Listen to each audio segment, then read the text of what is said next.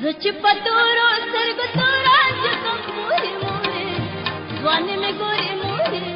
د رنجو نوم چې کله هم اخیستل کیږي نو له رنجو ډکې تورې سترګې به مو مخې ته کیږي، خو خبره دا ده چې رانجه څه مخینه لري او خلک یې ولې استعمالوي. رانجه د افغاني او اسلامي دود له مخې کله د سینګار او کله هم د درملو لپاره کارول کیږي. دغه دود په پښتني ټولنه کې اوږده مخینه لري. رانجه پخوا خلکو ډیر کارول، اوس دغه چاره یوازې تر کلیوالي سیمو محدوده شوي او په ښارونو کې په کم تعداد خلک استعمالوي. رانجه خو یو ښه مذکوره ده، د مخ د ښایست دپاره د ښکلا دپاره دی، بل دا سنت طریقه ده. څوک چې رانجه استعمالوي د دې نظر نه کمیږي.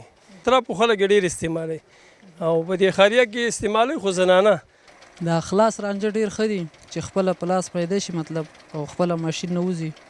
ډېر ښه رانجه دي. سوچی یاره بازار کې ځوانان نه استعمالوي او اطرافو کې ځوانان هم استعمالوي او سپین ږیري استعمالوي او ښځې هم استعمالوي، ټول استعمالوي.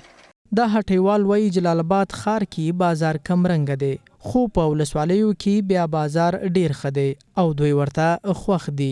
مطلب سنت طریقه ده، رانجه ښه شوی دی، سترګو دید ورسره خرابېږي نه، اطراف خلکو نسبت د ښار پورې ډیر وهي.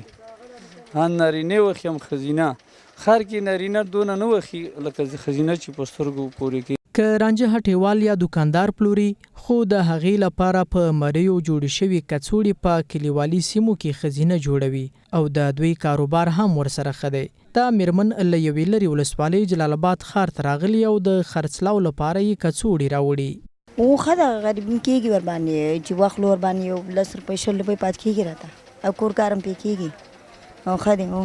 کور روزګار هم داسې دی وروره چې یتیمان راته پاتې دي او کونډې یو همدغه کار کو خو ګیاڼو یې راوړو دغلته خرڅوو. ویل کېږي تیر کې به کلیوالي سیمو ته بنجاري تلو او هلته به یې پر کلیوالو رانجه او د سینګار نور توکي پلورل. دلته دا میرمن هم د بنجاري په څیر په کلیو کې رانجه او د هغې لپاره جوړې شوي کڅوړې پلوري. رانجه وړم، کڅوړې وړم، مارۍ وړم، غاړکۍ وړم، چې څه بودیږي نو دغه غمی مامي یو شی بل شی ټول وړم او دا خرڅوم. دې کې 10 15 او 20 روپۍ پاتې کېږي، د الله سره ده. نو که څه هم نجونې رانجه د سترګو روغتیا په موخه استعمالوي، خو ځینې یې بیا د زینت او نظر ماتې لپاره د مخ په ځینو برخو د رنجو تور خالونه هم ږدي.